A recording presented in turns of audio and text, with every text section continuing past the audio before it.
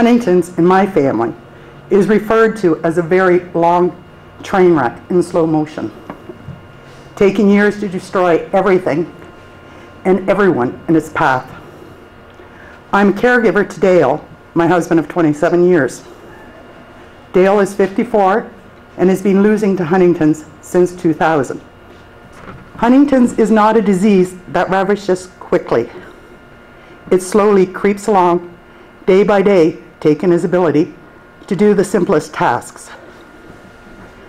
When Dale was diagnosed with Huntington's, our children, Jessica was 11, Brittany 9, and Brent 7.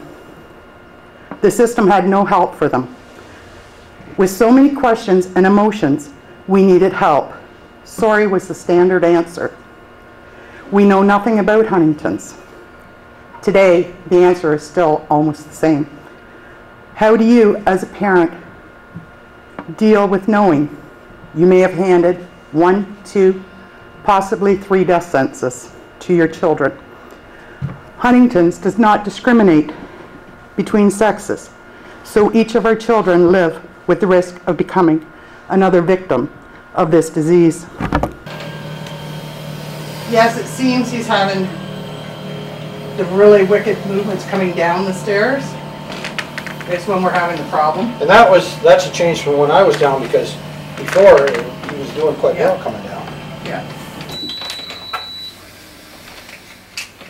There, I'll get that from you, Dale. There we go. You okay?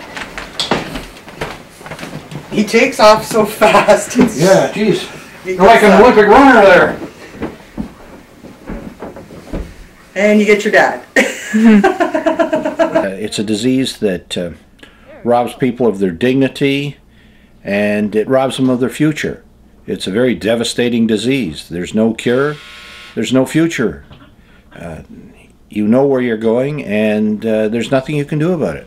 What do you want people to know about Huntington's? You could tell somebody anything about the disease. What would you like them to know? That's a death-defying disease. Do you feel like someone's watching you? Because I do.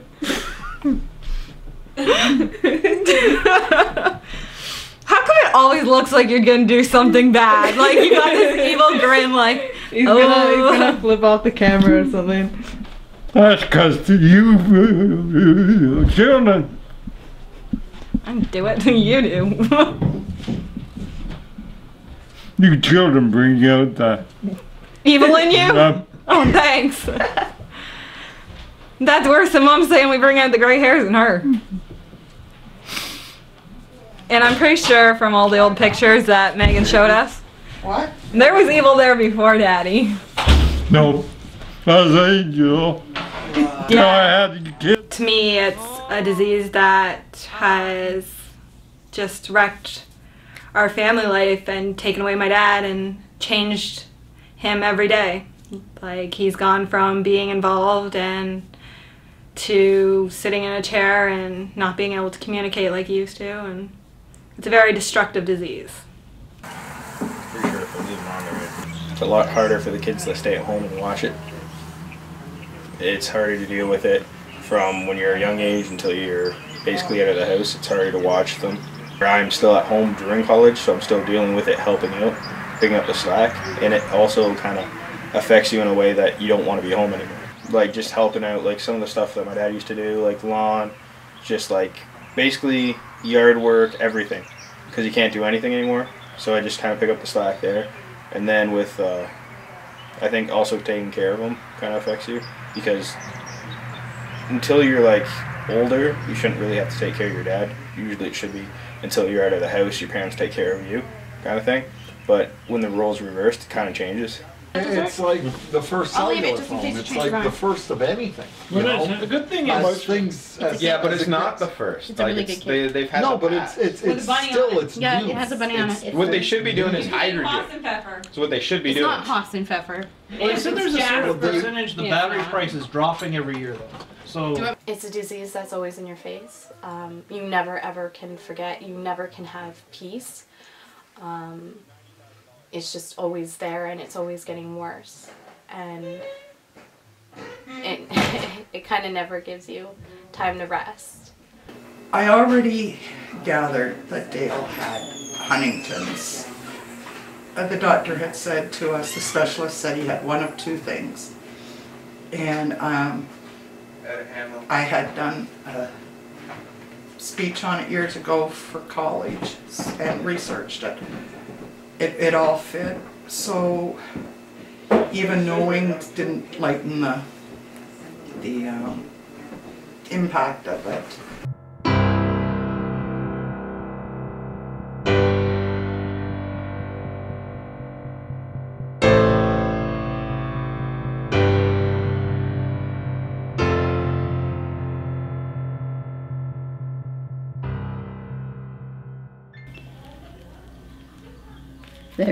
There's Dale. There's Mom. That's a good picture of me. My mom. In terms of Dale, There's Nellie. how did you take his diagnosis? When you found out that he had Huntington's disease, how did you? Well, I couldn't believe it. I know that but Jane was with me and she started crying. What has it been like fighting Huntington's? I have good days and bad days. So I never really did rest.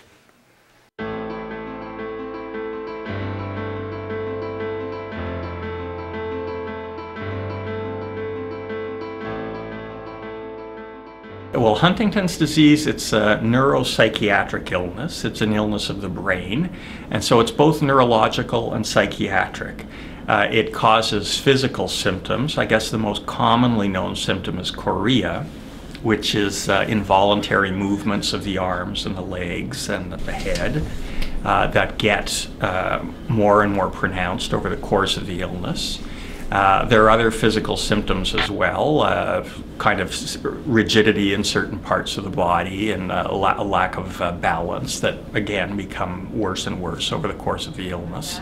You having a bad day? Do you want me to go the other way? I don't think I can go out in a chair or walk it. Dale, you're drooling. Hang on a second. Huntington's has what we call a partial dementia. It can be a little bit like Alzheimer's, but not fully. But there are some mental abilities that people with Huntington's, again, gradually lose over the course of the illness. Things like short-term memory and doing tasks in sequences, organization skills, that type of thing. Can you tell me about your hockey days? I was playing goal for about 30 years. And are you a Montreal Canadiens fan? I am. And do you think that they will ever win the Stanley Cup? Yeah. Yeah, they're going to win the Stanley Cup? Bar Canada. Nobody wants to be around a Canadian. Oh. He knows it's true. We're trying to convert him. That'll be the day. It will be the day, the best day of your life, when you just give in. I know your eyebrows are going up, and you're rolling your eyes at me. I can see you, Daddy. Dale's always been a sports enthusiast, hockey, baseball, and very active physically in all these areas. He was involved with a number of different hockey teams, with the firm that he worked with, a cement plant, with the county league. He was a goaltender. He'd won Most Valuable Player a number of times. And really enjoyed the whole physical aspect of sports. And to see him in the situation he is now is really devastating. Devastating. Yeah, great. Before the disease, he used to play catch, he used to do everything, he used to have a lot of fun. After the disease, it kind of got a little bit more selfish, kind of sat around, didn't do much. He just kind of went into his own little world. Last couple of years, he's kind of started talking a little bit more, even though it's a lot harder. Before, when my dad could be left alone for a little while at a time, I wouldn't be the first one to go into the house. I hear him fall all the time, constant worry about him. My siblings, I'm extremely worried about them. I have 2 siblings, so we each have a 50% chance of getting it. So there's 3 of us. If you flip a coin 3 times in a row, one of them is gonna come up bad. I also just got hit in the face by a ricochet. It hit my hand.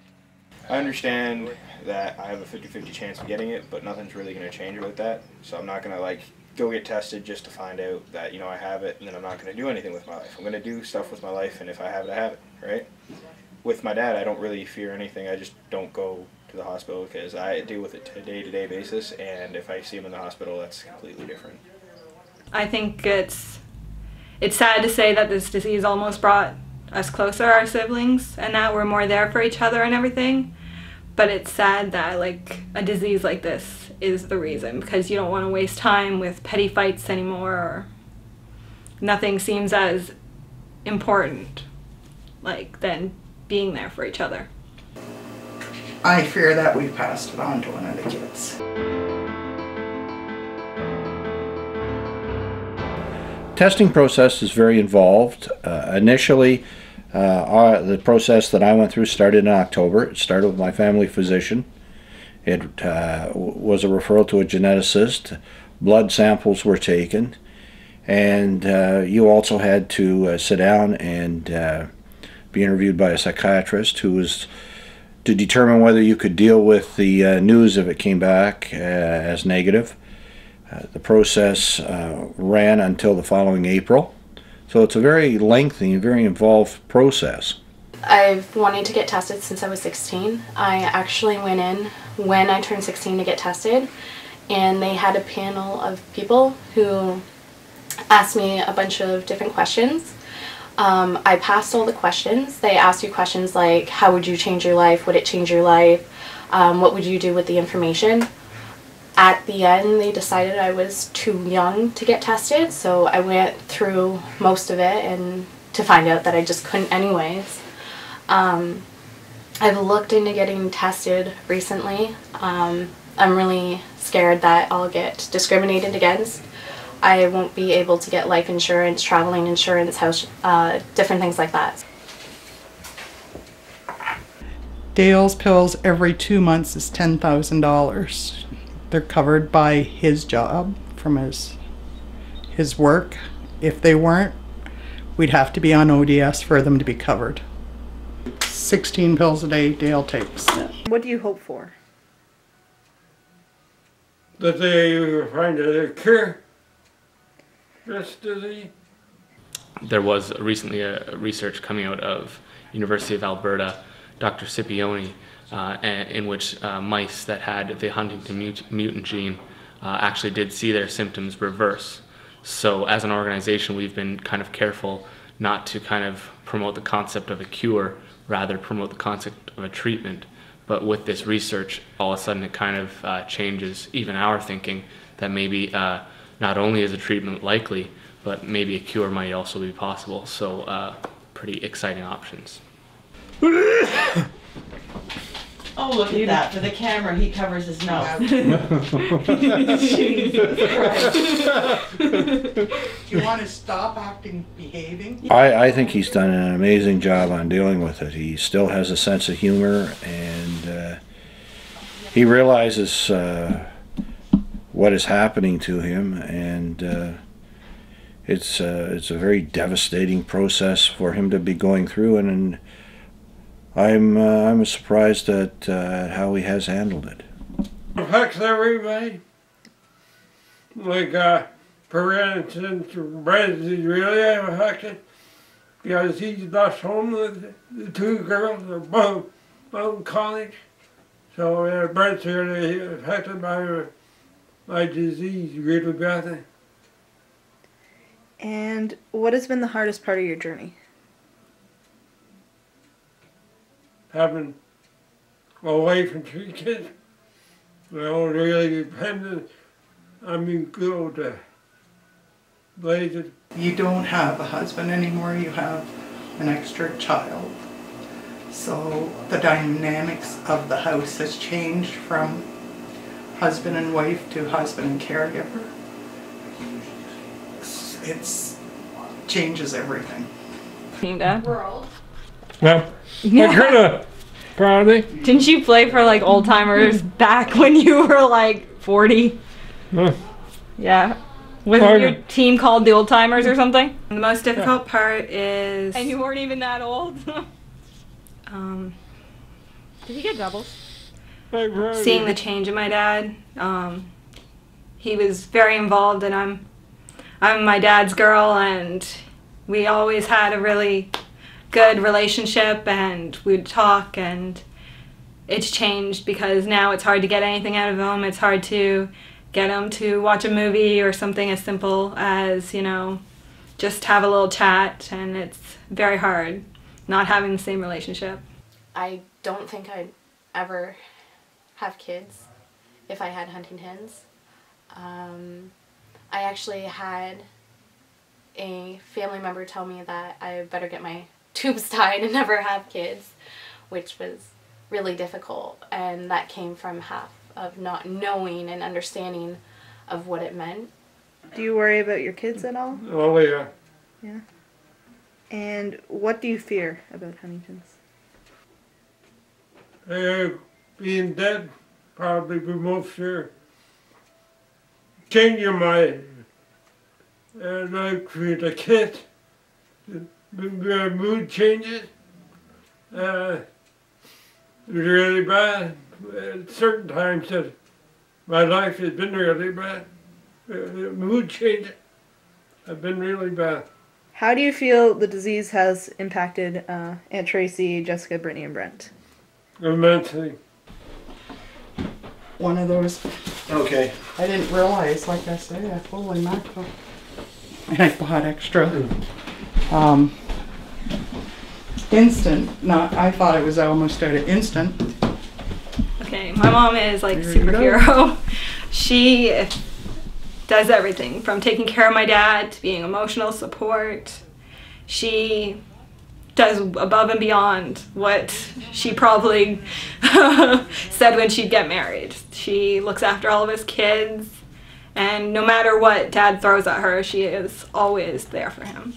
She's been an amazing support to my brother. She's an amazing individual who has dealt with the adversity there and has been such a support to him. And it's a very, very demanding role that she has played, you know, in terms of taking care of my brother. It demands 24-hour attention. I think my mom's done well. She's becoming an advocate for Huntington. She's getting really involved. She's still the primary caregiver for my father. It's taken a really big toll on her. She's not the same. She will never be the same. What has the support of your family been like for you? Just unbelievable.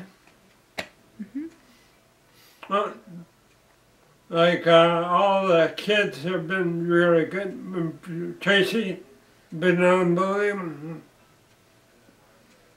And Brent stayed home from school too. He cuts the grass and he shovels the snow in the winter, so he could stay home. I just kind of want the disease more out there so people can actually know what it is and not like stare at somebody and go, hey, like, look at this guy, he's yada yada yada, and like, in my world, my dad's never changed. He's still my dad. I still walk beside him. I still do all this. But in other people's eyes, they see it as like, hey, like, what's wrong with this guy kind of thing. If it's out there, people might know and not judge so much. I just want people to know about the disease. It's not something that should be stared at or like frowned upon, and there's some people that think that like you shouldn't have kids or have like if you have the gene, and I think people should know what it's like to live with that or live around it, and it's not as it's hard when people are so judgmental and everything because they don't understand like normal things like having your dad dance at your wedding and stuff like that. Like when I get married, I don't know if that's a possibility. So There's a lot of things that you lose, and people just don't understand it. Now you tell me. Look at your brother. Because he was finished his mouthful and I'm eating. He was giving me the look and watching my fork going to my mouth. They're 3 really strong kids. They've rallied around the family. They've strived and they're still striving, making us really proud. They're constantly worried about their father or about me. I'm really, really lucky to have kids that I have. My kids keep me going. My family keeps me going. The few friends that have stuck around, seeing my friends' kids not shying away, wanting to do fundraisers, seeing my family go out of their way to make awareness, all of that keeps me going, is to know that the small group I have is all sticking together. What keeps you going? My wife and kids keep me going. Do you worry about Dale at all? Yes, I worry, and I pray every night. Diane, Leslie, Dale, Tracy, always, every night. Well, I think you always sit back and question why did Dale have this and I didn't. I think you always question that issue, and certainly it's one that's always there in the back of your mind. My dad is my dad. He's, no matter what, in my eyes, I look at him and I see my dad. I don't care what anyone else sees, I just see him and the dad I've always known and loved. It's pulls the family apart, and it takes years to get the family back. The journey's a long one that still hasn't ended. We need the help, we need the support. Learn to work and listen to us. In closing, I would like to thank you for strolling through a day of a Huntington's family.